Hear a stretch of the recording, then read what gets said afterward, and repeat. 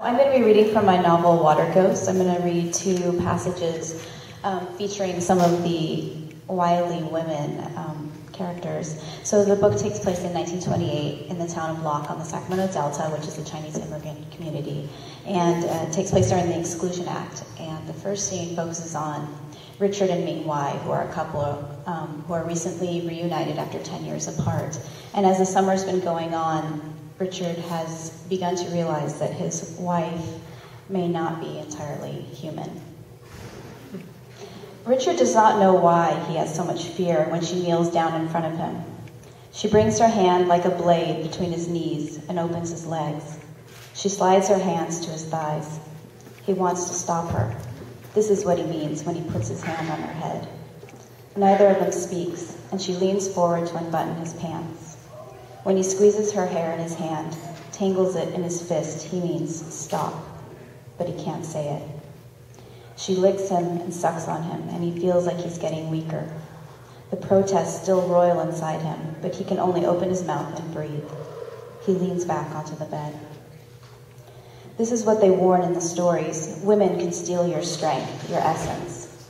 Richard has always laughed, interpreting the idea of essence as a literal thing. But with his mouth going weak, his lungs going empty, essence feels more nebulous. He's unsure what it is, but is sure he's losing it. She rises from the floor. She hitches up her dress and crawls onto him. His hands on her back, slipping under the shirt into the skin. This means stop. His fingers pressing so hard he feels bone. This means stop. His heart pound is fear, not pleasure, he tells himself. Please look at me, she says. He opens his eyes. The pallor of her face seems to be fading. Her skin takes on a color, a luminosity that it had lacked when she first came 2 weeks ago. She watches him carefully. Her eyes move from his eyes to his forehead, to his nose, to his mouth. She kisses him. His heart slows.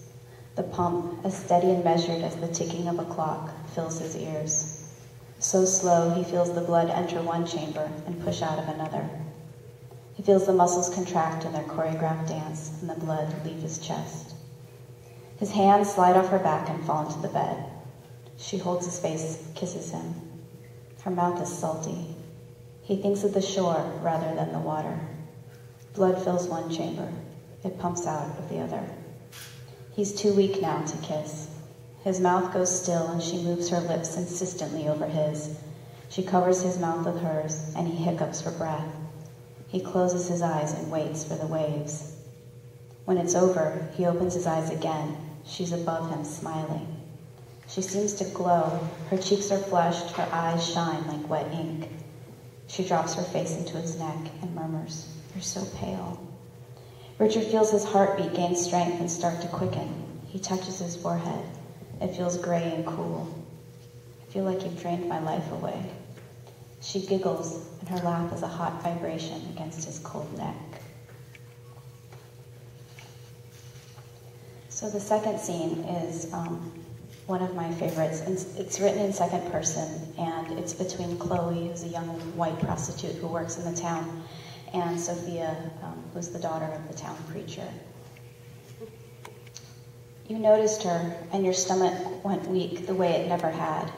She was just a whore, you told yourself, and you scanned her from the gleam of her rayon stockings to her over-rouged cheeks. She was just a whore, and maybe it was this that excited you. She was more exotic than anything else, a white whore in a Chinese town, the lowest of the low. She was silent and conspicuous, blonde-haired in the grocery store, her heels clicking down the wood floors. And nobody seemed to notice, but they moved aside at just the right moment, pressed closer to the shelves of oatmeal and cereal and boxed dried grits. She was the same height as you, maybe a bit taller, but she had breasts and hips, and you measured yourself against her in a second-long look. You watched her go to the counter and try to smile at the grocer, so you stepped away from the magazines, closer to her. She was buying a cola. She held out her palm, and the nickel that lay there was damp and warm, a talisman against the non-looks and turned heads. All for a bottle of cola, already starting to sweat a few moments out of the fridge. It was the first day of spring, not by the calendar, but by the weather. and you were new to town, new to the valley. You were unused to mornings that start out warm and got warmer. You followed her out. You didn't know why.